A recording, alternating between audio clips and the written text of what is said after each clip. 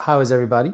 As always, when I get on, I do a bit of a sound check to make sure that you guys can hear me.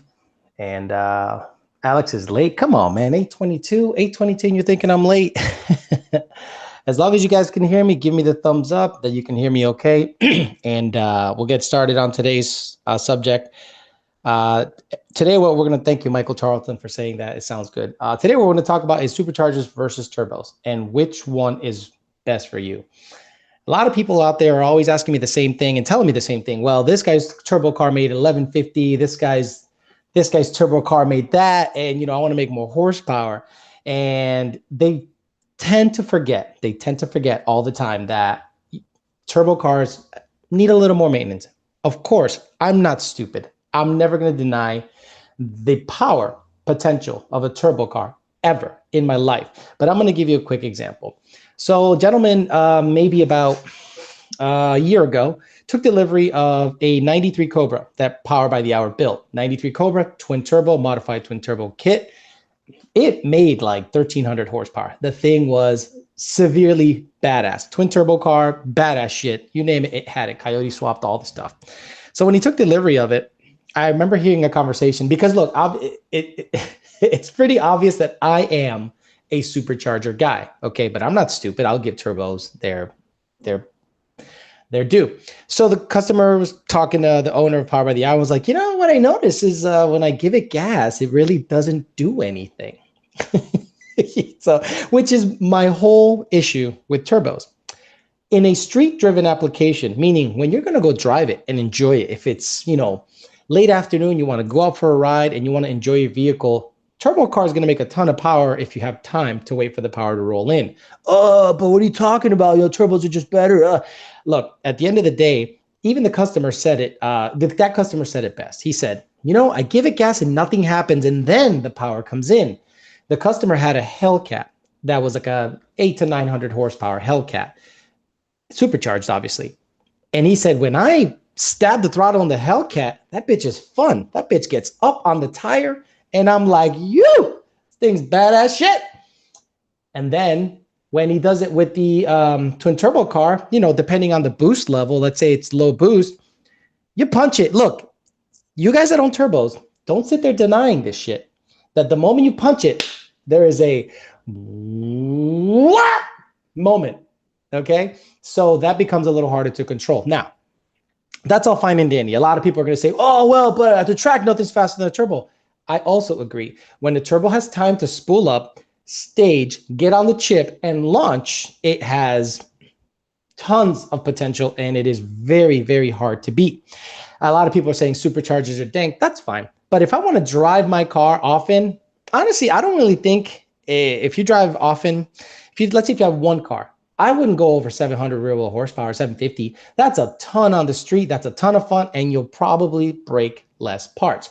The moment you go 800, 900, like I did with that fucking car right there, which had been the vein of my existence for the last 2 years because it was such a fucked up ride when I got it, I started breaking shit because it made 900 horsepower, and I thought I could daily drive on 900 horsepower. And guess what? A 3,900 pound car, 900 horsepower, 850 foot-pounds of torque, it ain't fun.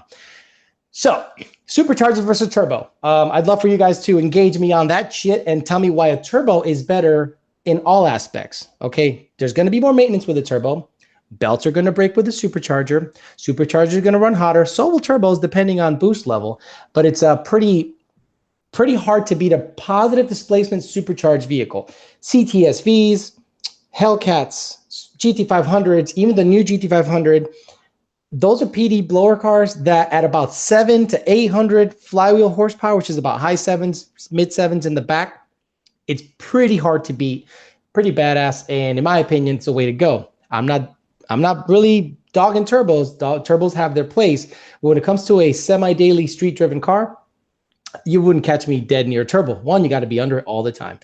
Boost controller, unless you run on 15-pound springs everywhere, you're not really gonna run on 15 to 20-pound springs on the thing. You're gonna be like an 8-pound spring and have a boost controller, and then therein lies the boost controller setup. Therein lies you're gonna have manifold pressure on top of the gauge. You're gonna have CO2. all that stuff. So it was a pretty funny, spirited conversation we were having at Power by the Hour when it comes to turbos versus superchargers. Tell me why a supercharger is better or worse than a turbo in a street-driven application. Because guess what, guys? I don't live at the track. I don't build vehicles. I do street shit. Most of our customers do street shit, okay? Whether it's roll stuff or just a daily that goes quick, because for every one guy that runs 7s, 6s, low 8s in the quarter mile, there's 300 that have 600 to 800 rear wheel horsepower on the street every day, and they just hang out. So in terms of economics and who I'm going to pay attention to, it's going to be those guys. Paxton turbo / supercharger. That is true. ROG Paxton. I drove a Paxton car. Guy down here, Gil. He had a Paxton car, and it was like it kind of snuck up on you, the power that thing made, right? You punch it and it does nothing, and then you go, oh hey, there it is, and then it just whap, you fucking push back, and you're like, God damn, that little Paxton car is not to be played with. Those little Paxton cars and Vortec cars, I like that power delivery. Now, a positive displacement supercharger, meaning something on top of the motor, like a Whipple, VMP, Edelbrock, that is just more fun, period. If you don't think it's more fun to have instant power torque right now, something's wrong with you. Okay, we got a guy that paid to ask a question. So obviously, because I'm a capitalist, I'm going to answer the guy's question that paid me. Ruslan Z asks, 2014 GT naturally aspirated, 430 rear wheel horsepower, manual, ran a 10.9 at 124, running out fourth with 373. What rear gear should I get to stay longer in gear? So everything, depending on your tire size, Ruslan, I like a 331 with like a 27-inch tire. A 331 rear gear with a 27-inch tire. Remember, the MT82's fifth gear is 1-to-1. So you're probably going to want to stay in fourth, because if you go into fifth, and you know how much of a bitch of a shift that is, especially if you have like a stock clutch. Everyone, real quick. Anytime you have clutch lockout, it's not the shifter, it's not the line, it is the clutch. The clutch is not disengaging properly, and it's not letting you go into the next gear.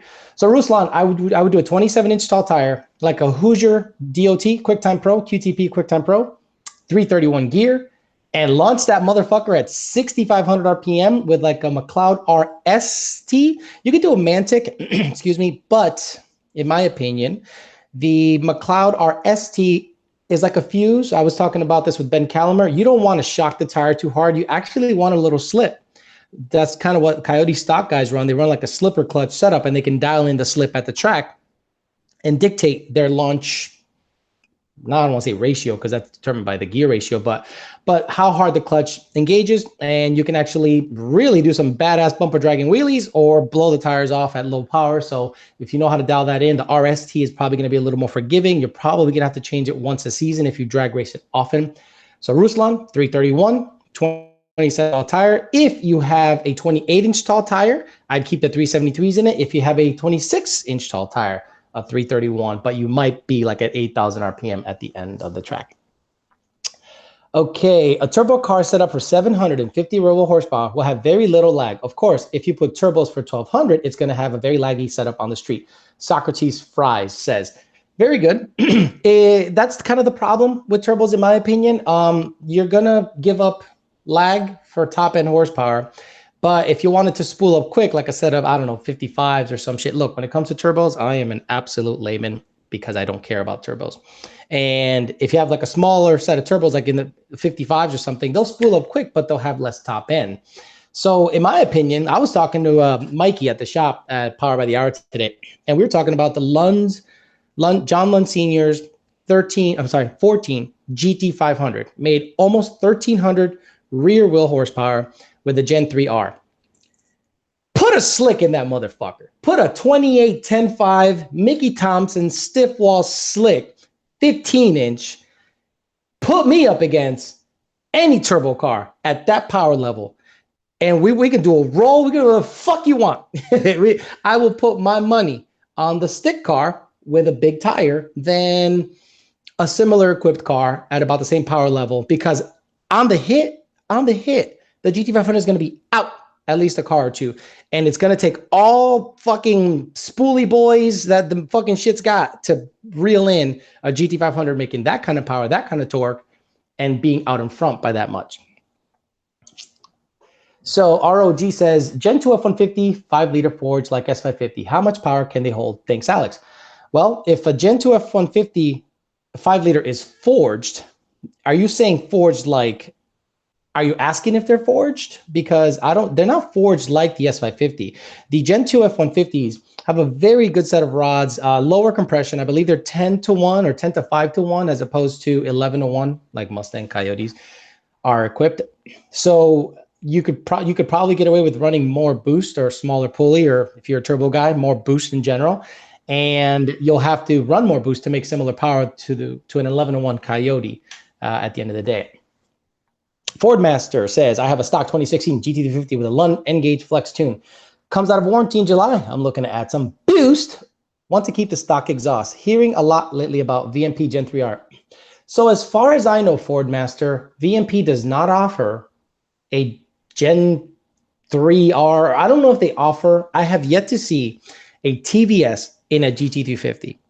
Now, have I seen a Whipple in a GT350? Hell yeah. I mean, I've actually tuned a bunch, which is pretty amazing that 3 years ago, it was like unheard of to put a supercharger in a GT350. All of a sudden, everybody's doing it. It's a 20% lower, 4-inch upper E85 twin BAPs, and it is 800 horsepower on the 85 with a set of ID1000s. It's pretty amazing, and it's reliable. Abel S550 GT asks, Alex, question for some reason says cop 15,000. That can't be real. Alex, question for some reason, my 17 on E85 with 331s at the top of fourth between 7,500 and 7,700 pro racing is seeing some knock about 1-ish degree. Dakota verified it was false knock. I just can't trace it. You got to understand that is a hell of a area to be concerned about knock. Top of fourth between 75 and 7,700 on the 85.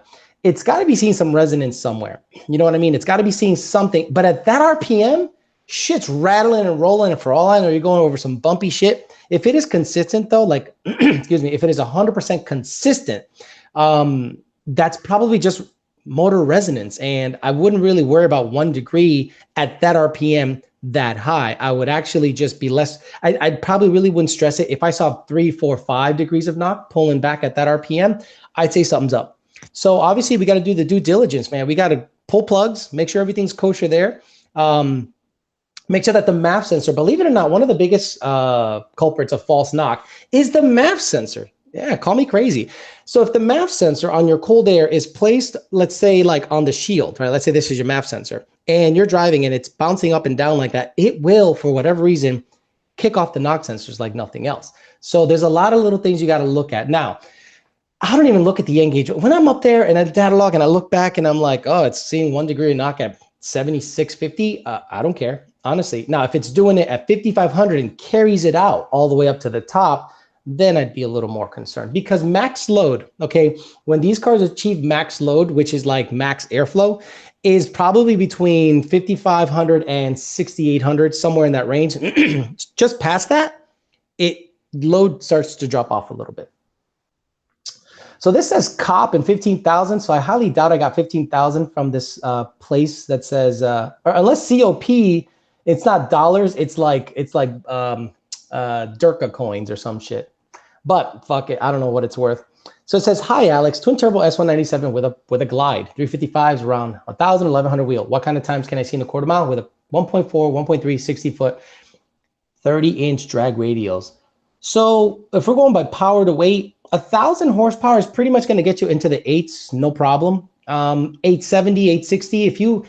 If you weigh 3,500 pounds, the car can probably be well into the 870 range, 860, 870. I mean, I'm saying peak badass performance. Everything's on point. Everything's good. 1,100 wheel is probably good for somewhere in the 8s. My red car made 930 or 940, and it went 9.1 at 153. So your car, if it weighs 300 pounds less and it makes almost 150 more horsepower, it should be an 860, maybe even an 850 car if everything is good. And if you have the right converter, and the Power Glide is known to just be pretty badass for turbo cars, it'd be tough. Can anyone convert COP 15,000 to like actual money?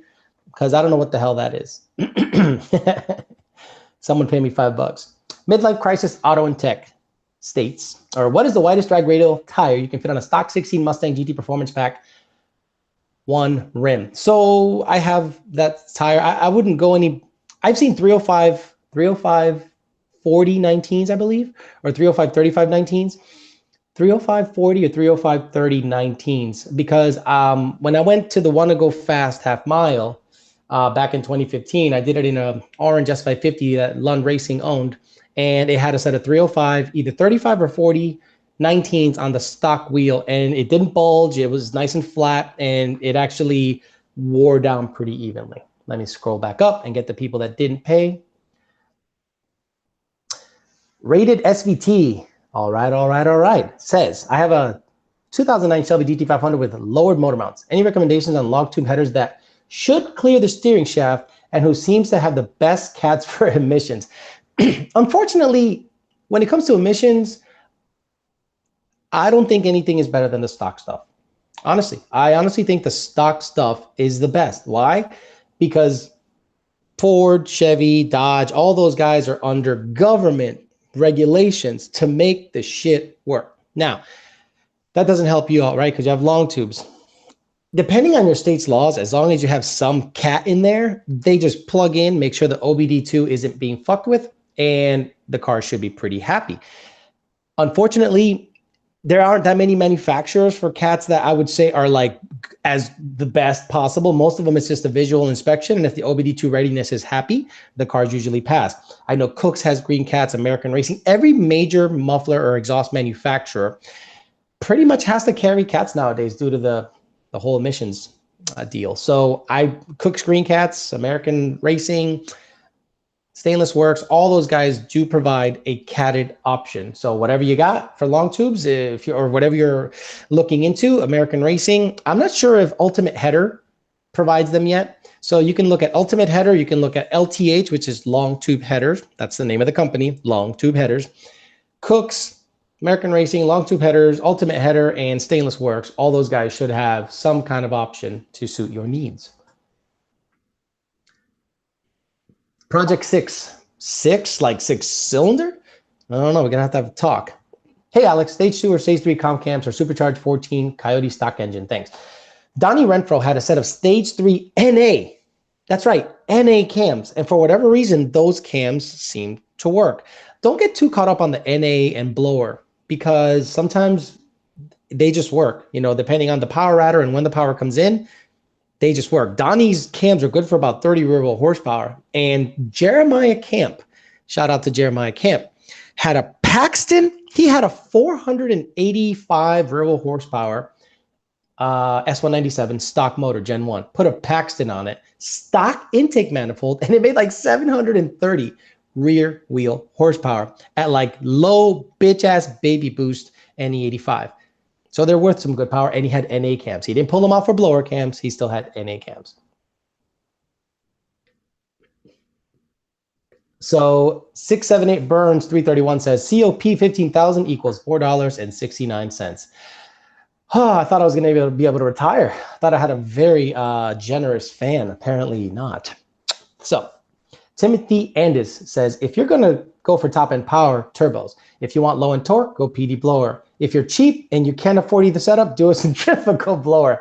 You know what? Centrifugal blowers are actually, yeah, they're cheap. They're cheap for a reason. Obviously, the way they're built, blah, blah, blah, blah, blah. But that's like, I want to say more than half of our tunes are Paxton or Vortec or Procharger guys. So there's something to be said. They're cheap, but if they work, they work.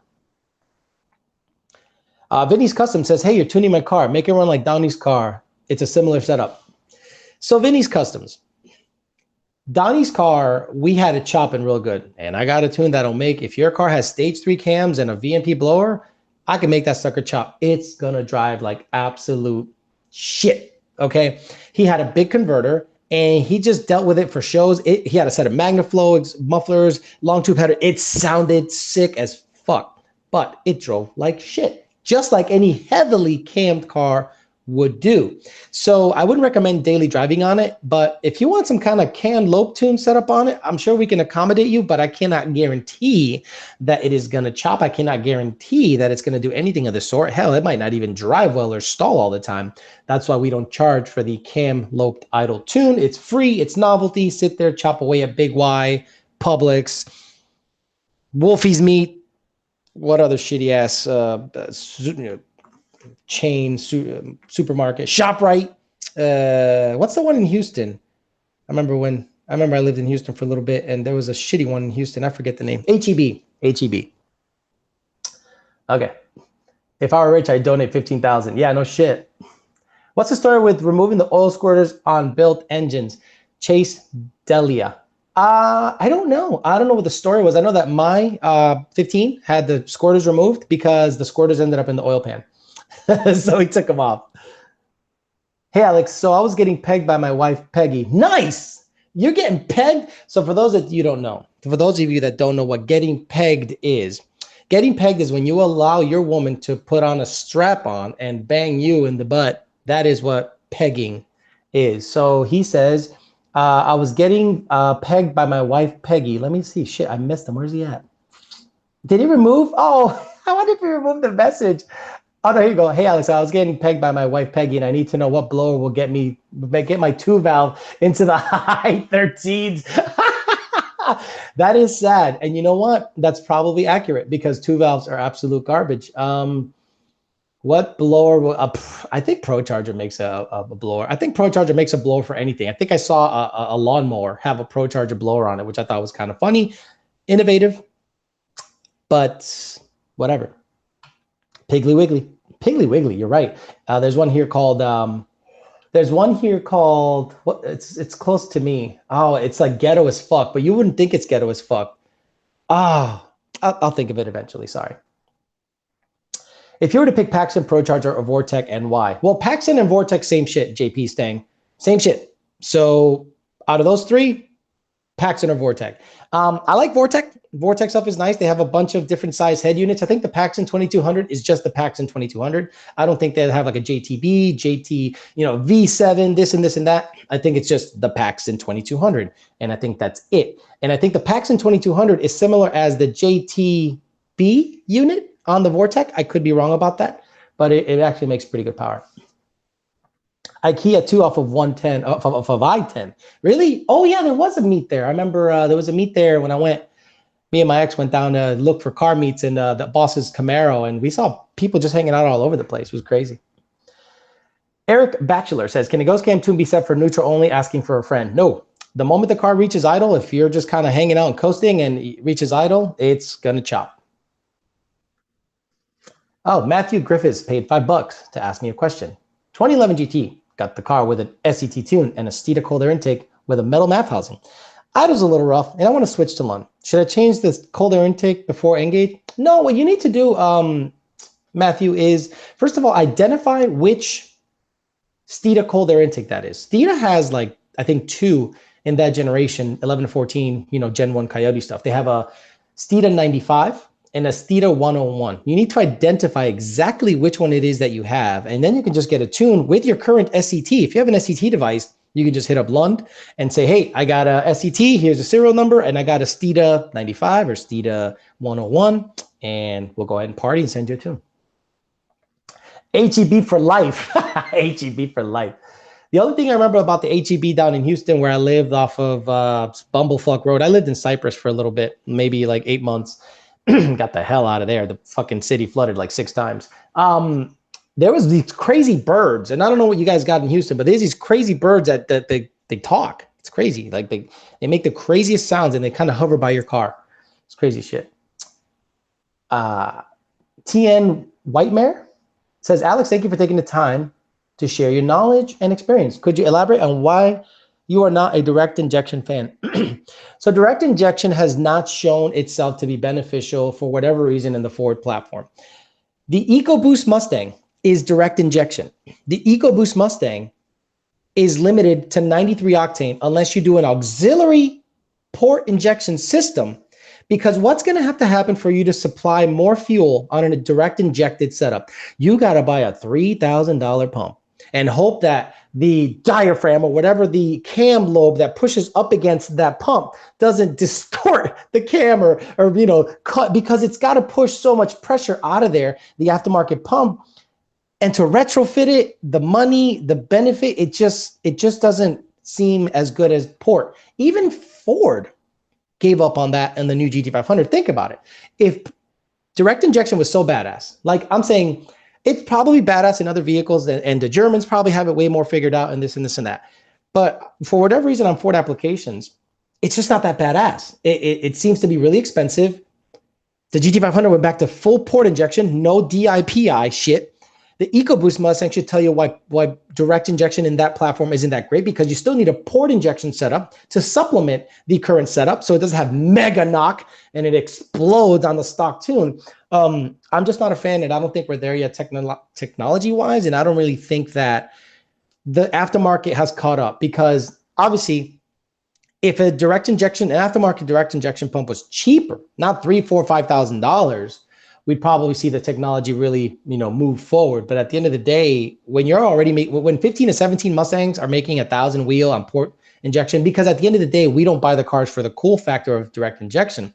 We buy the cars to drag race, because honestly, that's what 90% of the people in the United States do. They drag race. They do not care about road racing, and whoever does is probably 10% versus the 90 that care about all the other shit. So for that application, for that vehicle, for that particular platform, the pony car, I don't think will ever, as far as I know, it'll be electric before it'll be direct injection. Trust me, it'll be electric before it'll be direct injection, like fully. Ryan Dillon says, JTB has billet wheel, makes more power than the Paxton. Got it. Thank you very much. What does a tune, pulley, throttle body intake, 11 to 12 GT500 run in the quarter mile? So a stock 11 to 12 GT500 in good conditions, Evan Smith got one to go 11.8. So if you put a tune, a pulley, a throttle body intake, it'll probably be like 1150, 1140 car. Evan Smith is a very good driver though. So I'm not going to take those times and say you can run 11.8 on a stock GT500, 11 to 12.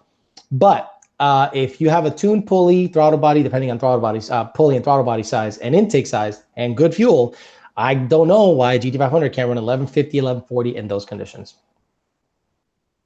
So Ryan Rodriguez says he has a, shit, I don't want to miss him, dude. I hate that when you scroll down and it skips like 30 people. Dang it. Sorry, Ryan. I think I missed it, brother. I don't know. This thing just skipped some dude to the top and fucked me all up. So Dean Simmons paid me. So guess what? Maybe that's a hint. Dean Simmons says, drove my friend's 17 RS3 phase 2 and fell in love with it. Can I upgrade my stock 14 daily driver to give a comparable feel, or should I start with an S550? No 11 to 14 on the planet is ever going to feel like an S550. And the RS3 is probably the worst vehicle to test drive and to try to put up against, put up a S197 against it. The phase 2 RS3 is so badass. The suspension is on point. The wheel and tire package make that thing feel like it's on rails. I don't think you need, as a novice guy that doesn't really road race or anything, that is more car than you'll ever need unless you really get good at road racing or just, driving in general. The 15 to 17 RS3 Roush Mustangs are probably the best Mustangs overall. I'm saying daily driving, power delivery, handling, looks, comfort, feel, all the creature comforts. It's really tough to beat a Roush product from 15 to 17. 18 with that bunk ass front feed, there's no hope for that thing. Oh, but this guy made more power with a tune. Right, because he bypassed the thing that shuts the throttle at 150 IAT and left it open. So when are you going live? Brett McKinney says, when are you going live with Junior and Senior again? That's really up to them. That is the Lund Racing channel. I really don't want to kind of get too much out there because I don't want to make myself, I don't want you guys to get sick of me just yet, okay? I want to give you little bits and pieces here and there so you guys don't get sick of me yet. JP saying says, I have a bolt-on Luntune car. My car temps fluctuates between 198 and 214. Would you recommend a 170 thermostat, and would I need a retune? So JP saying, if you're tuned by Lund, you do not need a retune with a 170 thermostat. We basically set the fans to kick on earlier and more often. So the first thing you notice when you get a Lund tune is, oh, my fan's are on all the time. Guess what? Your cylinder head temps are actually cooler because of that. So if you put a 170 thermostat on top of that, it's only going to make that, cooler and cooler. So yes, put a 170 thermostat. It'll keep cylinder head temps under 200, and the car will run better because of that. Kentucky Bourbon, 2011 GT stock automatic with 315 gears. What would you do first? 2011 GT stock automatic with 315 gears. What would you do first? Oh, a tune, free flowing exhaust, injectors, and E85. That alone will make it go 11s easy. Will Ford ever make a turbo V6 Mustang? Maybe. It all depends on CAFE standards. It all depends on how bad the government really wants to regulate shit. If the government is going to start mandating, guys, that every vehicle has to get 30 miles a gallon, well, yeah, Ford's going to have to say, well, we're either going to dump this motherfucker or make you guys pay the gas penalty, the gas tax, the gas guzzler tax, and then who's going to buy that? It's going to become one of those things where the Mustang has to either evolve based on what the government does or say, fuck it, carry the cost down to the customer, make them pay the gas guzzler tax and go from there. Do I want to see a twin turbo V6 Mustang? No, never. I would rather see a hybrid. Is it going to happen? Maybe. You're probably going to see an EcoBoost, like a Raptor engine, the Raptor turbos, the Raptor 3.5, like a Lincoln Navigator 3.5, the nice Navigator. Put that in a Mustang with hybrid technology, add another 150 or so horse with electric motors, make a 500-600 horsepower car that gets 28 miles a gallon. That's not the worst thing on the planet. M. Garin 88, YOLO, got my PBH parts. All I'm missing is a drive shaft. What drive shaft will fit right up to a 6R80 swap Cobra Terminator with IRS? Fuck do I know? I have no idea. That's something you're going to have to figure out, because even on my Fairmont, I got lucky.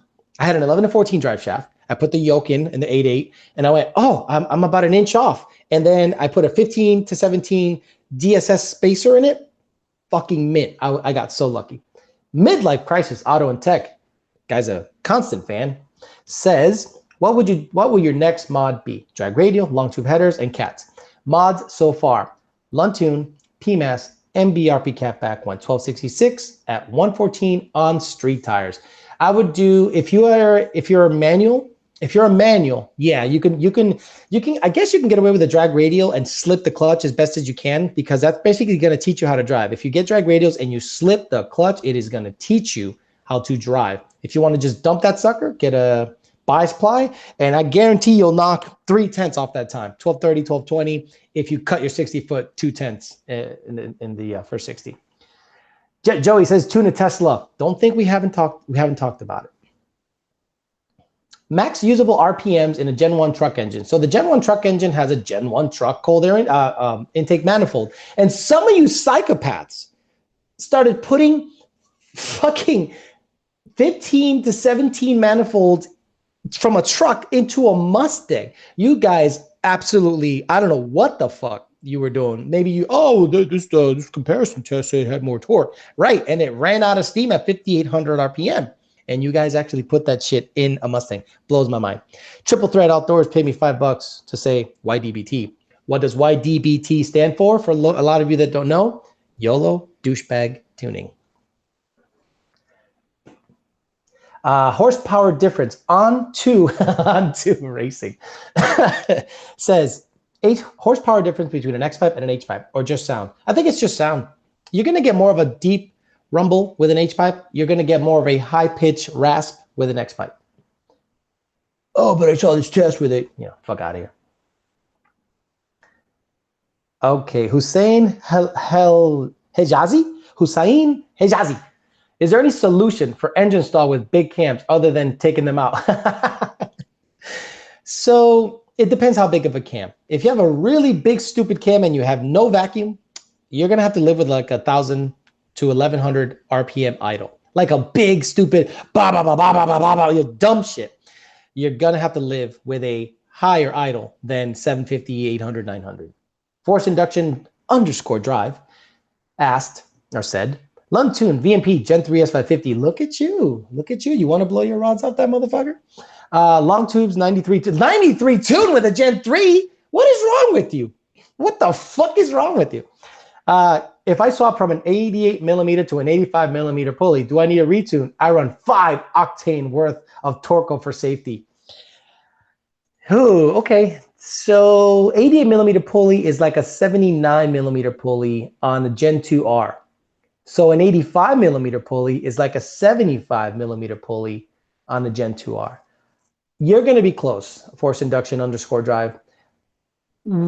A 69 millimeter pulley on a Gen 2R is a 79 millimeter pulley on a Gen 3. So yes, you're spinning the rotor slower, but you're still fucking pushing a shitload of air in there. So if you constantly run 5 octane worth, which is 98 or so, you should be okay. But man, you got to monitor the shit out of the knock sensors and make sure that there's enough octane in there so you don't fucking just kind of slam the knock sensor, because once you're up on that knock sensor, it's hard to get it off. Ryan Dillon, why are you paying me $5? We're bros, bro. On the topic you started off with, turbo guys are always chasing issues. Blowers, you put them on and enjoy the car. Blower is better than turbo. Okay, thank you for focusing me back into the conversation. I asked the Power by the Hour owner, Jake, blower versus turbo, what requires more maintenance? He's like, turbo. Because think about it. What do you have to maintain on a supercharger? The belt, right? And as long as you're not boosting it to death, slamming it off the limiter, or doing really dumb shit, it's not going to be an issue. On that car, the belt started flying off when I had misalignment issues. Now, that was more because of the Fiat bracket system on the Roush setup, because VMP uses basically a Roush setup when it comes to, it's a Roush Fiat system, tensioner system. So no matter how much I put in it, then I put a hasty bracket and it didn't get any better. So I took the hasty bracket off, realigned some shit, and boom, never had issues again with belt alignment. But I really had to hone in on the belt alignment. That's the only issue you're going to have with a supercharger, right? Oh, what about heat soak? What the fuck are you talking about heat soak? That thing with the stock Roush setup, stock Roush tank, not stock Roush setup, it had the VMP dual fan, triple pass heat exchanger. I never saw temps above 140. And if I did, it was when I was going 180 miles an hour, you know? And then when I let off, temps climbed, but then quickly recovered. No ICEL, no nothing, 69 millimeter upper, Gen 3 with a 15% overdrive. Do that with 25, 24 PSI on a turbo, on an air to air. Oh, okay, air to water, because you got to carry ice with you all the time. Yeah, I'm a hater. Anything past 750 rear wheel horsepower is sketch, even with a built 4R7. Yeah, he's right. Talking about transmission stuff. So, okay. Jordan Fatz's, what a name, says 150 millimeter throttle body and a Cobra Jet intake. Dude, stop it. Stop with the 150 millimeter throttle body on a Cobra Jet intake. Are you saying 150 millimeter throttle body on like a blower car? Yeah, I think he does mean a blower car. For the Whipple Gen 5 worked out yet at Lund? I don't know. I don't think we're running a 150. I think we're running a 132, but I could be wrong about that. But I know that John Sr. recently did put the Cobra Jet, big, crazy looking, you know, elephant dick down into the shit on the black car. I don't think it needs it, but you know, in the search of R&D and data, that car is a good test meal for that, because you guys are going to do that shit. I'm going to see a guy with a 4-inch upper going to go with a 150 throttle body and a Cobra Jet intake on pump gas. And I'm like, what the fucking hell are you doing? But we got to tune it, because you guys do stupid shit like that all the time. Iron Bull, 15 twin turbo GT flex tune. If not, why not? This is why. Okay, the flex tune changes spark based on available ethanol. So let's say you're on 10 pounds of boost, and you're on ethanol. Well, that car is going to see a decent amount of timing because it's happy. The same reason we don't do flex tunes on supercharged or turbo vehicles is the same reason Ford doesn't, okay? Because with my luck, Your stupid ass is going to turn up the wick on 93 octane and blow shit up. And it's going to be a problem because, well, I was on a flex tune. Well, guess what? You turned up the boost. The variable is you. The boost is probably not going to be consistent, but the spark will be. I'm sure we can control spark. I'm sure we can control things here and there, but we can't control you from turning it up and going, oh shit, I'm in the middle of a race against a Z06, but I'm on 93 on the flex tune. Let me bump up. Let me hit the up arrow on my e-boost. And guess what? Your shit blows up and you blame us. So what we say is this, hell no, we're going to lock the timing at a certain cap, not lock, but we're going to cap the timing on pump gas on a safe level. And if you boost higher than that, we tell you, dude, don't go past 10 PSI or 11 PSI. You're going to blow it up. And if you do, it won't see any additional spark. On a flex tune, there's a lot of variables, and the biggest variable is going to be you. So I don't want to tune adjusting spark based on tested ethanol, and then you're on the other side fucking with the boost controller, jacking everything up. The same reason Ford doesn't do flex tune on boosted vehicles is the same reason we don't do flex tunes on boosted vehicles. Rafael Ramirez says, do we need Edelbrock TVS 2650 Pro Tuner or non-tuner? Also, do you think I should upgrade the throttle body? Pro Tuner or non-tuner? I don't even know what that means. We can tune an Edelbrock 2650. We can tune an Edelbrock 2650 with the bigger throttle body, the 103, because we have the 103 data on the Blue Goose. We have the 103 data on Steve Gallis's 18, so we know that the data is legit. So it's up to you to get their tune or not. If I think that's what you're asking, but if you're asking if we can tune it, no problem. Luis Parades says, what's up? I think I gave you guys the biggest headache in the world when I accidentally put manual instead of automatic in my tune request. We get that all the time. So this is what happens when you do that to us. We send you the tune that was ordered. And if you have a manual car, the car won't, and if you have a manual car and I give you an auto tune, car won't start because it's looking for the clutch to be depressed to start. If you have the opposite, where you have an auto car and you get sent the manual tune, it bricks shit. It bricks shit so bad that we have to do some special shit. You're going to get a P163F code. And that code, basically, it's like transmission, vid block, corrupted, fuck. So anytime you get a P163F is because the tuner or you fucked up on the tune order and you got sent a manual tune on an auto. We can do things to get you out of it, but 9 times out of 10, you're probably going to have to take it back to Ford and they're going to have to flash it back to factory stock. Then, because now the strategy changed because they gave you an upgrade on their calibration, you're going to have to get an unlock file, unlock your N-gauge again, and retune the vehicle with the correct transmission setup. Okay, someone just sent me $4 for a thumbs up. Jamie West, thank you very much. I appreciate that. Jordan Wood says 2015 50 94 octane available here in Canada. I want 650 to 700 real horsepower. What direction, price wise, and longevity? So Jordan, 2015's the Gen 2 motor is just better. It just makes better power. I think there's less cylinder pressure. The heads are designed better. The piston, who the fuck knows, right? But 10 psi on any setup, Whipple, Paxton, VMP, Edelbrock 2650 is going to make that power number on 94 octane. If it's truly 94 octane, that is not a problem. Longevity is not an issue. 10 psi, 2015, any boost setup that you pick. If you want it now, PD blower. If you want it a little later, more NA and then a little more up top, you could get a Paxton, Vortec, or even a Procharger. Chadwick Weatherspoon says 18 the Roush Charger. Ooh, man, I'm so sorry. Street Strip. Oh, woo, you are brave. Using HP tuners, is it safe to tune effective throttle angle to keep the throttle open? Look, the reason the throttle is shutting, Chadwick Weatherspoon, is because IAT is climbing. So the car is going, no. Cógelo suave, cógelo, no sea pendejo, cógelo suave, coño. Because IAT is climbing because the intercooler setup is not efficient on the Roush 2650 setup. So it shuts throttle. So if you force the throttle open, which is probably not effective throttle or effective area, I wouldn't fuck with effective throttle angle. If there's probably a table, I hope. I don't know if the program that you're using is actually, it's indexed, but I'm sure it has to do with IAT.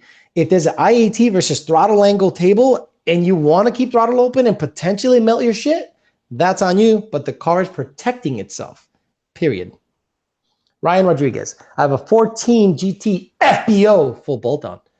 CJ, stage 3 cams, E85, Luntune, runs 12.0 at the track. That sucks. That really sucks. Sorry to hear that, especially if it's a manual. Logged it the other day. Does this track time sound right? No, it sounds really bad, Ryan Rodriguez. So let's see. Because it says 14 GT full bolt-on, CJ stage 3 comp, da-da-da-da-da, I bet you it's an auto. If it's a manual, you probably, no offense, you probably really suck at driving. If it's an auto and you have a stock converter, the CJ doesn't make any power until about 6,000 RPMs, and that's when it really starts to sing. If you have an automatic CJ setup, you got to have a converter to bring you up in the power band earlier. That means you need like a 4C, a 5C, a 13Q converter to get you up in the power band fast, because the CJ makes it way up there. If you're leaving the line at 2,000 RPMs and it goes boop, you're never ever going to front half good, and it won't do anything out the back at all because it took you so long to get up there. 94, is that Husky? Do you think they will ever do flex fuel Mustang from the factory like the F-150? That's interesting. Lou B asked that question. They should. I think they should. But the problem is this. You guys are immediately going to mod the Mustang. Immediately. Same thing you do with the truck. You immediately mod it. So I don't think it's worth it to them, but I think it's just a program. So I don't see why they don't, to be honest with you, because it's literally Ford logic that's used in the F-150 that we use. You know, we use similar logic. Root Beer says, I have an FSO full strap on. That's funny. Dusty says, is it normal to hit 50% throttle and it go brat, hits full boost? What? Sounds like it's a lean spike. Someone else says, do you not like Prochargers? I do not dislike Prochargers. I just do not prefer Prochargers when it comes to centrifugal setups due to their bracket system. That's it. Are there Prochargers that make power? Absolutely. Are there Prochargers that set records? Absolutely. Would I ever put one in my car? Absolutely not. Ryan Rodriguez says, manual shifting at 8,000. Ryan, your 60-foot must be straight muff cabbage. Like you got so much cabbage in your muff, because for it to go 12.0 on a CJ setup, I think these cars go 12.0 just with like a tune, a cold air, and 373s and tires. So your 60-foot is probably shit. So we have to get you out of the hole. Oh my God, 3 people paid. Robert Plastic says, saw your notification that you were live and told the wife to go to bed. It's class time. You know what I noticed, Robert, is a guy the other day sent me a message, and a very nice message. You know, look, I'm very humbled by the fact that anybody, oh my God, I got 448 people watching. Holy shit. Thank you very much. I'm humbled. I'm humbled that I actually can provide some information for you guys, because a lot of the other Mustang channels are just going to, you know, do their thing. But I want to be the guy that you come to go, hey man, I need to learn some shit. Get me on this. Let me talk to Alex directly. I don't know everything. I just have access to people like Power by the Hour, Lund Racing, VMP Performance, Edelbrock, people of the industry. And if I learn some stuff, I'd like to pass it on to you guys. And he says he was the other day. The guy messaged me saying, dude, I was literally working on my car and all I did was put you on in the background and just listened. And that's so flattering, because I think that's what people do to the Joe Rogan podcast too. Huge fan of Joe Rogan podcast. I wish I would somehow end up being the car version of him, but you know, I'm a long way from that. Don Self paid me $15. It says, what do you monitor on your N-Gage boosted car and why? So Brian Luna of Mexico Racing League in Houston said the best thing I've ever seen anyone say about the N-Gage. The moment the tuner gives you the okay and he says, looks good, you take that N-Gage and you put it in your glove box and you just drive the motherfucker. You just drive it, because as long as the tuner, and you trust your tuner, give you the okay, you should trust them. But let's say you're a stickler and you want to monitor every fucking aspect of the car. This is what I monitor. I monitor short-term fuel trims, 1 and 2. Bank 1, bank 2. Bank 1 is passenger side, bank 2 is driver side. STFT 1 and 2, or you could just do STFT, because actually you could do 1 and 2. If it's a manual car, I monitor spark, and I monitor knock. So in the 6 matrix screen, I have STFT1, STFT2, knock, spark, manual car.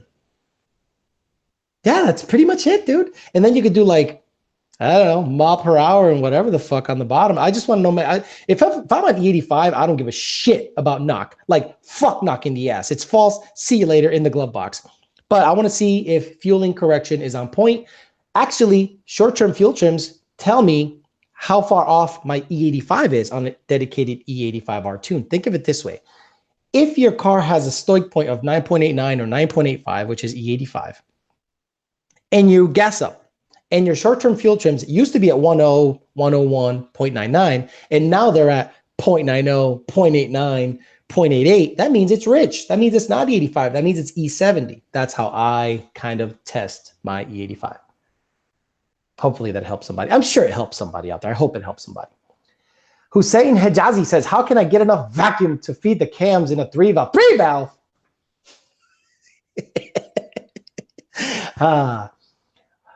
He even gave me the part number. Comp cams 127600 stage 3. So that's the problem. Some people get like an auxiliary tank.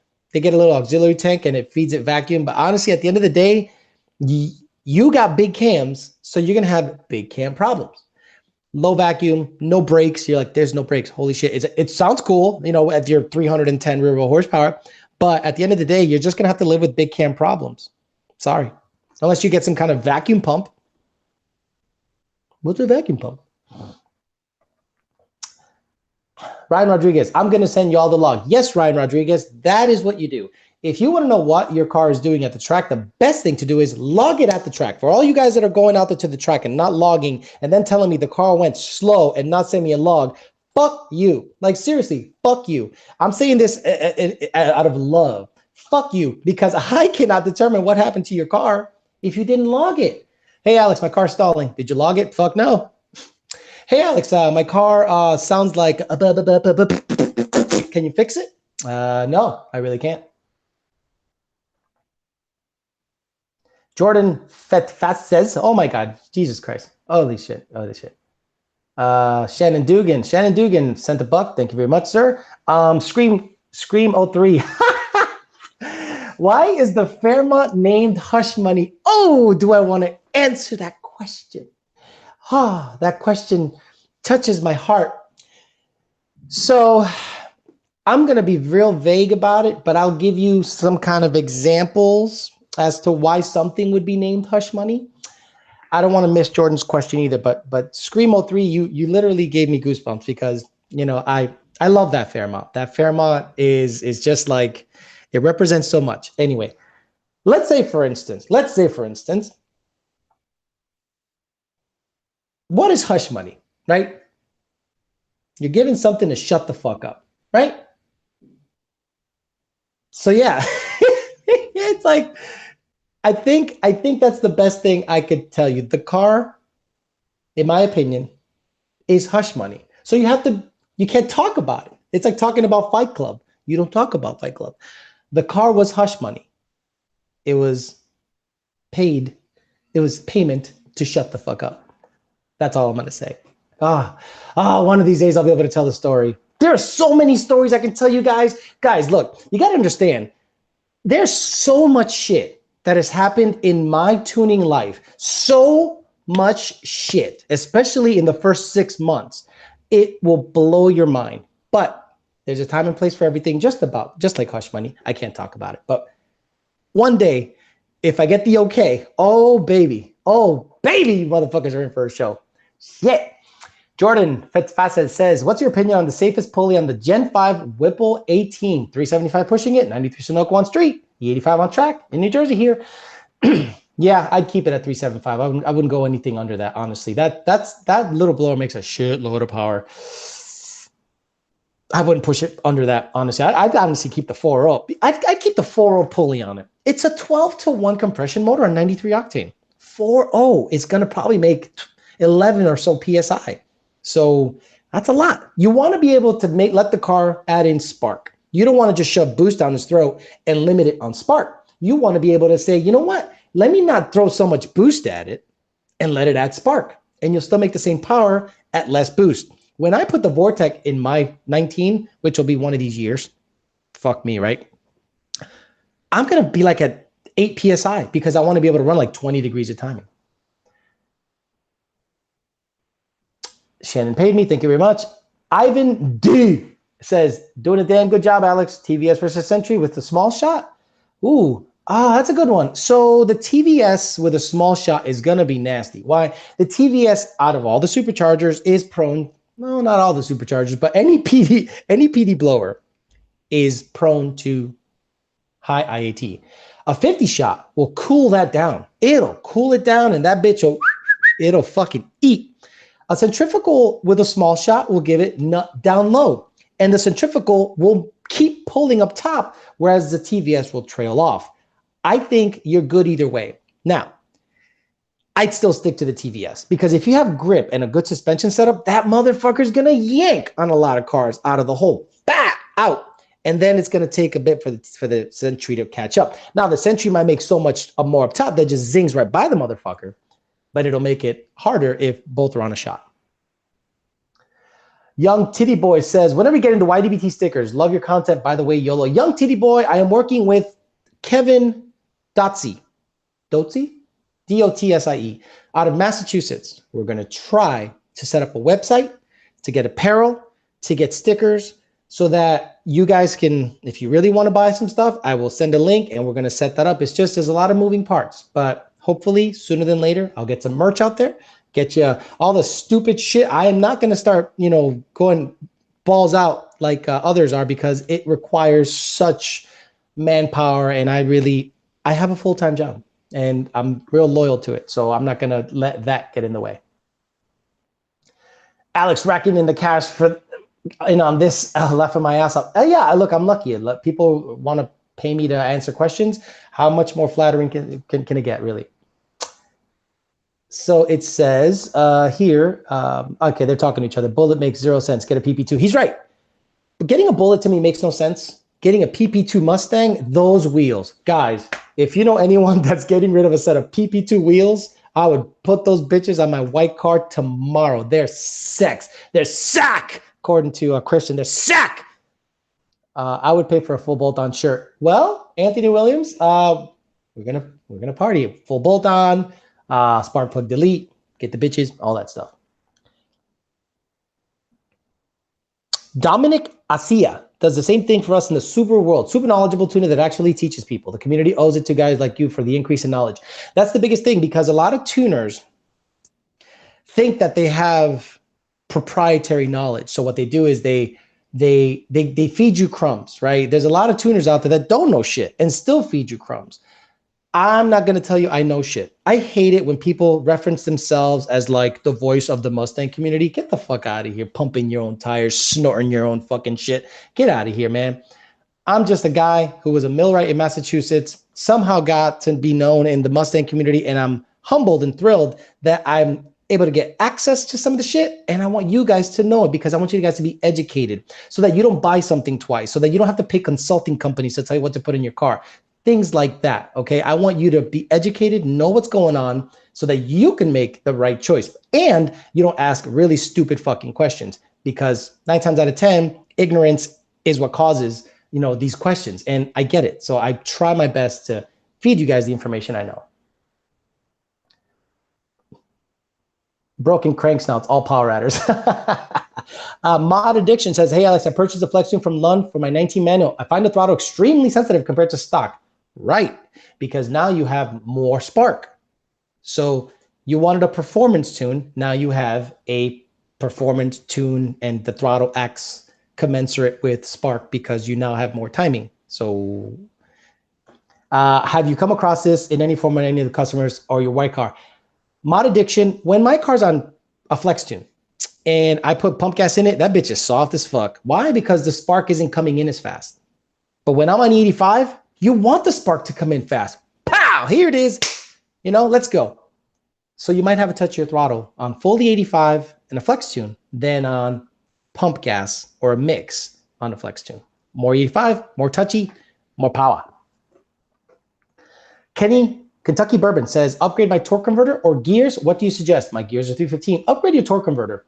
upgrade your torque converter. If it's NA, a 2C, 2C or 3C, even if it's blower, 2C or 3C. If it's turbo, 2B.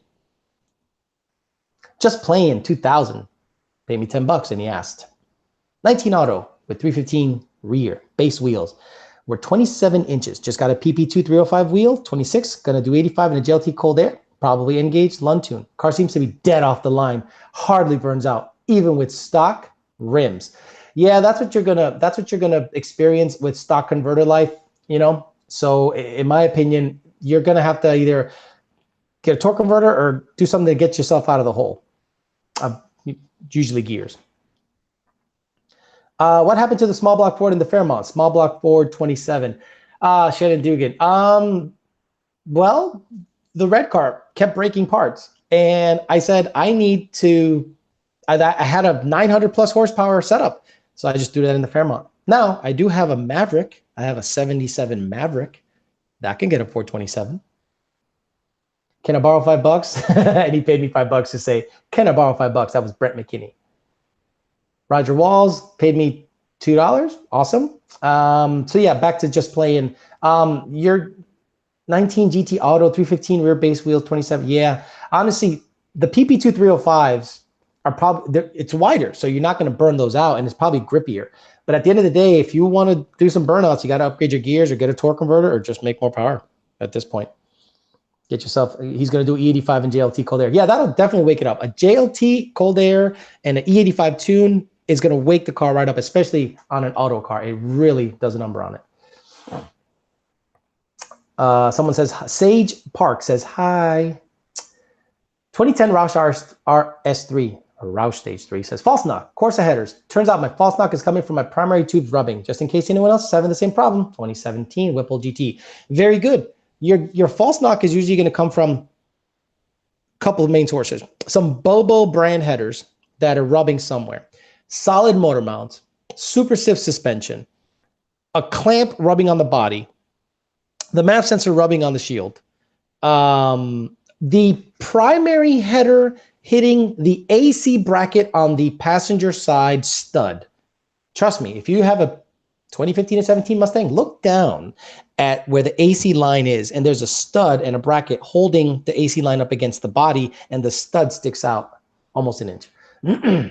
Can you please try to say, halum hot dog, feel like I wear couscous? What the fuck is to say? I said it, so fuck it. So SI50 Mob says, what cams do you suggest on a 2015 5-liter staying NA?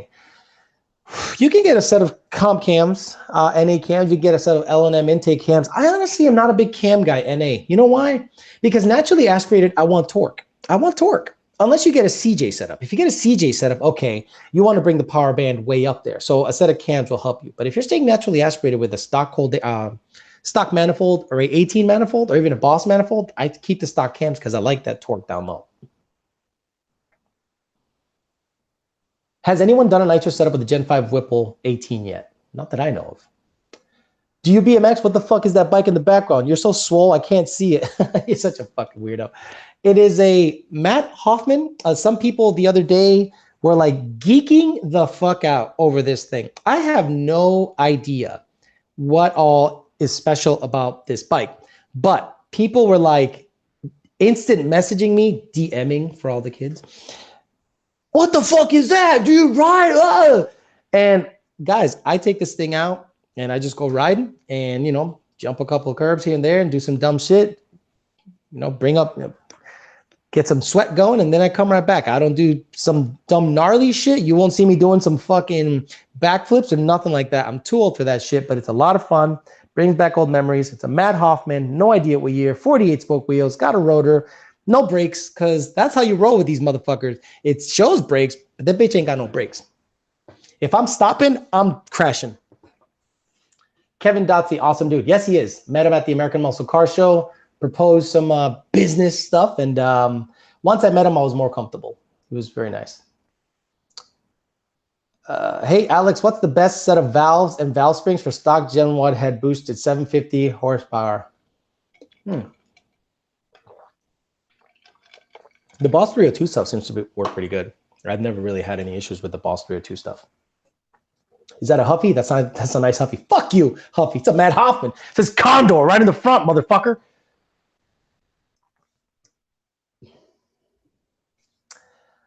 Blown 16 GT. I have a Caliber Stage 3 MT82 getting built right now. Have you had a chance to cram a few gears in one yet? If so, how did you like and compare it to a Tremor? Blown 16 GT. Ben Caliber had a 2011 Silver Mustang at Maple Grove Raceway last year when I broke this motherfucker, when I broke everything in it. And I never felt a better shifting transmission at 8,000 RPMs. I mean, I whoop, whoop, and just yank, yank, yank. It was so fucking smooth. Ben Caliber Stage 3 is legit. Scroll up. I'm in hard times. Brent McKinney. Okay, Brent, let me scroll up. Can I borrow $5? But you gave me $5.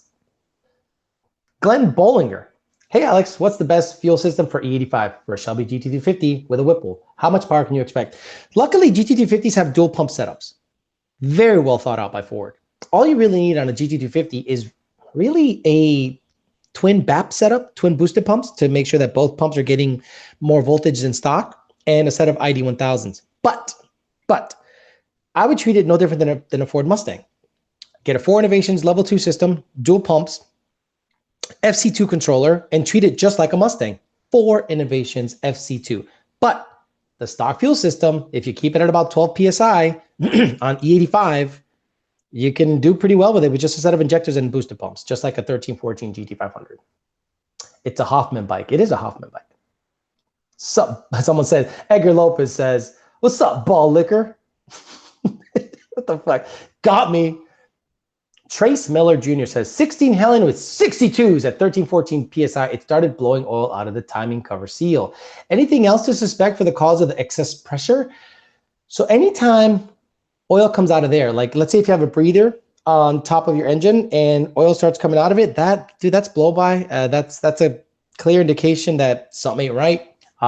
So I would really look into, I believe it's called a leak down test or some kind of compression test. Make sure that you don't have like a busted ringland, or make sure you're not burning oil. Make sure the plug's okay. Unfortunately, 8 out of the timing cover seal. I'm sorry, I apologize. I didn't read that properly. Blowing oil out of the timing cover seal. Anything else I suspect for the cause of the excess pressure. How are you venting the crankcase? You know, how are you venting that? How are you expelling the crankcase pressure from the vehicle? That's the other thing. A catch can setup will definitely help with that. Or just venting to atmosphere, like putting 2 breathers and just venting that fucker to atmosphere, or venting it to a catch can so that it doesn't fucking squirt oil all over the place and it stays in the catch can, you know, like a remote mounted catch can. Fat Fab. Okay, I'm not going to fuck this up. I'm going to look them up. I think it's Fat Fab.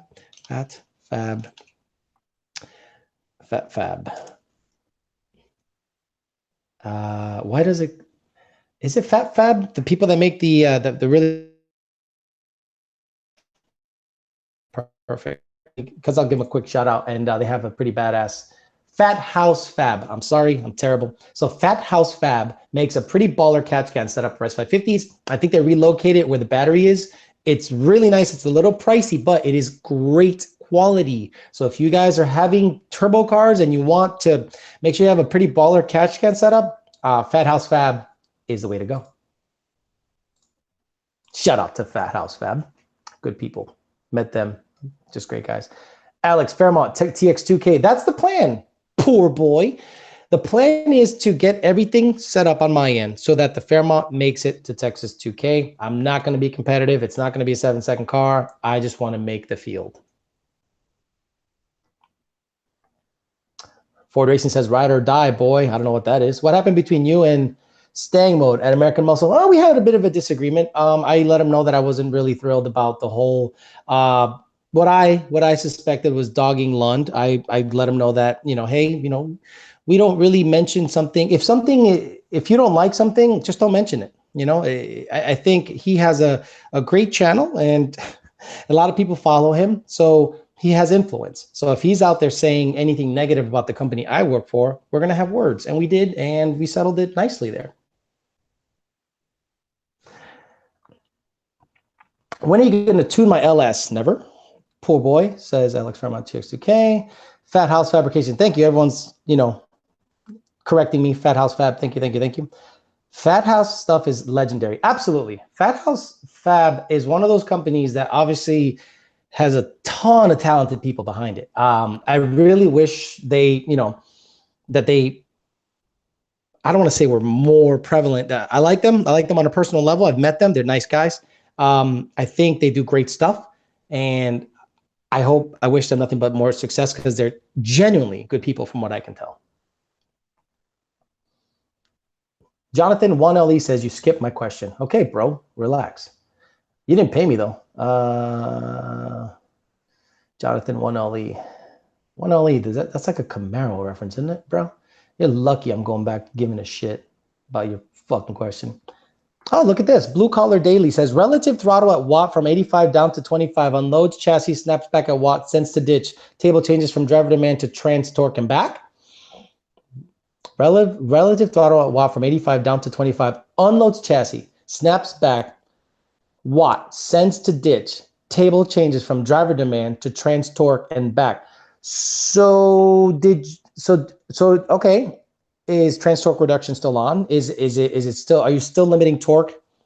Is it still limiting torque by throttle? Who's tuning it? Probably not us, because if it goes 85%, and it's not 85%, it's 85 degrees. You got to understand, guys, 85% throttle, or what you see as 85, is actually wide open throttle, which means 85 degrees, not percent.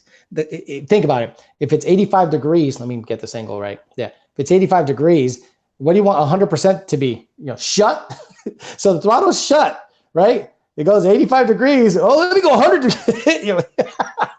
So if your torque tables are set up kind of funky, it'll mess with throttle. If your torque reduction is still enabled, it'll mess with throttle. So I do not know how your tune is set up, so I cannot answer that question directly. 901 Soul says, you skipped my question. Why, Dad? 901 Soul. Let me see. 901 Soul. Nope. What cams? Can I borrow $5? Roger Walls paid me. Just paid me $10. Shannon Dugan paid me more. Down south. 901 Soul. I apologize for skipping your question. 2012 GT MT82 stock motor. Want to get a VMP Gen 3? No. Look, it's nice to want a VMP Gen 3. I get it. Because it's the latest and greatest. A stock Gen 1 motor, dude. You have a stock Gen 1 motor. You will blow that up with a Gen 1 Roush blower with the right pulley combo. Now, if you want to spin the rotor slower and say you have lower IATs, but you can get, honestly, a Gen 2R is more than you'll ever need on that car. But let's say you want to get a Gen 3. Oh, sorry. I should have just kept reading, because then you said you want to build a short block. So forget everything I just said. Where's the best place to get a short block, and what is all needed to install? In my opinion, 901 Soul, get a Gen 2 short block. Don't worry about getting something badass built. And if you're gonna get something badass built, get an illuminator. Get an illuminator short block. Now, if you don't want to get an illuminator because you want something sleeved, and you don't want to get a Gen 2 short block, go to L&M, go to Livernoise, one of those two. Check out what they got for short blocks. See if there's something sleeved out there. Slap your heads on and party on E85. Don't be doing it on pump gas. There, I'm sorry I missed your question, brother. Everyone's like, you're the man, you're the man. Did you get my donation? Taylor Norwood, I do not know. Pros and cons of a Kinney Bell. I don't really, it's a PD blower, so it's gonna have PD blower problems. I have no quarrel with Kinney Bell. They make a good product, and according to one person, it's a very fast car in the mile. So, take that for what it's worth. It's a good blower. It makes good power. I just have other preferences. BC Blue Collar Daily. Thanks for the explanation. Thought it was stock torque tables, as tuner said, not touched, but 10 PSI, 2650 TVS, trans torque, and shift tables untouched. There's your problem. A tune isn't just air, fuel, and cross your fingers and hope the shit lives. It's trans related. It's torque table related, because what is the pedal? Is the pedal a blade opener, or is the pedal a torque requester? The pedal is the torque requester. I'm requesting this much torque, and then it goes math, torque tables, math, throttle angle, math, And if your torque tables are not dialed in properly, shit's fucked. That's the actual, definition. If your torque tables aren't set up properly, shit's fucked. Trans torque reduction also needs some work if you're gonna go drag racing the deal. So there's a lot to be said than just air and fuel. There's a ton of torque table work. There's a ton of driver demand work. There's like a zillion spark tables that have to do with torque. There's a bunch of stuff going on that all has to do with each other. So make sure your tuner is a top-notch Coyote tuner that has taken all this into account.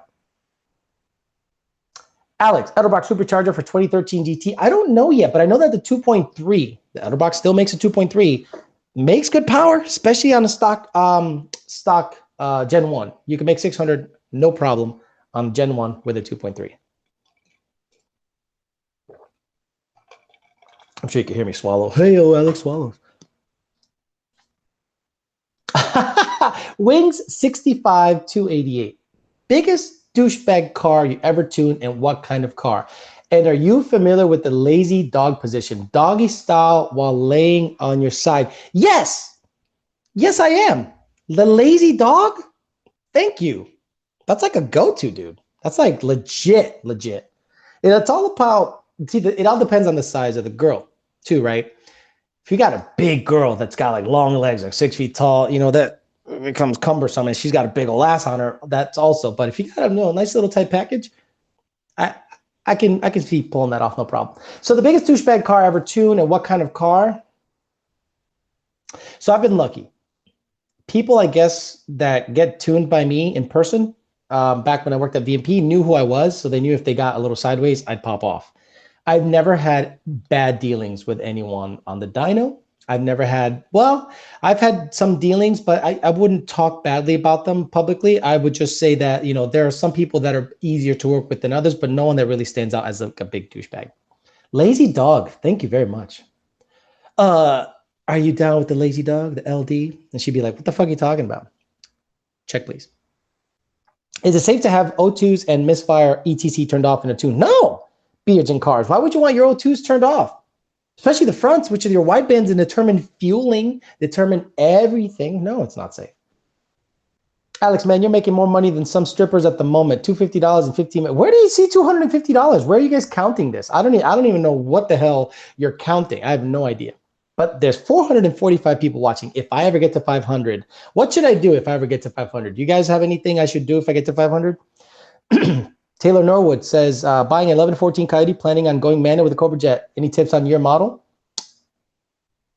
14. Get a 14, in my opinion. It's just newer. And some 14s had 15 short blocks. True story.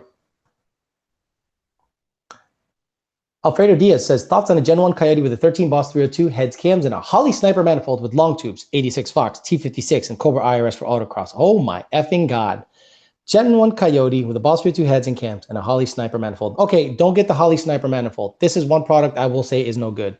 Bypass the Holley Sniper manifold. I'd rather you get an 18 manifold than the Holley Sniper. I'd rather you get anything than the Holley Sniper. Honestly, a Boss 302 manifold will be pretty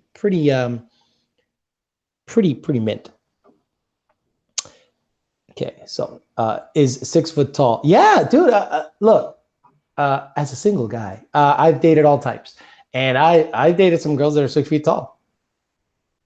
Did they last? No, none of them last. I've been spoiled. Yes, I seen the video. Video's place is badass. Okay, cool. Okay, the last guy that paid me here, and then I'm gonna sign off pretty soon. I appreciate all 450 of you watching. Thank you very much. Jonathan, 1LE, about to install my P1X P1X Stage 2 kit and 1050X with a 4 level 2 E85. Do you recommend the math in the charge pipe? Also, do you think I'll be set with a 3.6 pulley? Hell yeah. Always, if possible. Prochargers, for those of you that don't know, have the Stage 2 intercooler, and the math is in the intercooler. Can we tune it? Absolutely. Is it a pain in the ass? Absolutely. Does it drive like shit? Absolutely. The moment Procharger started relocating, or at least offering the math in the tube of the charge pipe, all drivability issues went away. Like all of them. They were perfect. So if you have the option of getting a math in the charge pipe of a Procharger kit. I would always recommend it. It tunes great. We have a great tune for it. It simply works. And he asked if for the 3.6 pulley, he'll be okay. On the 85 with the 4 Innovations fuel system, fuck it. Send that shit. All right, guys, I'm going to sign off. I've been on for over an hour and a half. I really appreciate all you guys that are recommended. Some guy put thumbs down on me. What the hell is his problem? Yeah, that is weird. Someone counting my money. Give a free tune to me. No. 500 viewers, popcorn tune giveaway. Hell no. I wouldn't even fuck with that shit. But I'll be doing some giveaways for sure. I'm going to be generous and do giveaways, and I'll do contests and all that shit, as obviously the channel is growing and the live stream is growing. I'm going to keep a weekly Tuesday, 8:30 Eastern time slot. It's a nice middle of the week kind of setup. Gets you, from your weekend hangover, and we could talk some shit. So join me next week, 8:30 Eastern Standard Time, Talking Shit, episode 5. We'll cover some more shit, some more talking shit, and we'll talk about some giveaways. Thanks for listening, guys. Talk to you later.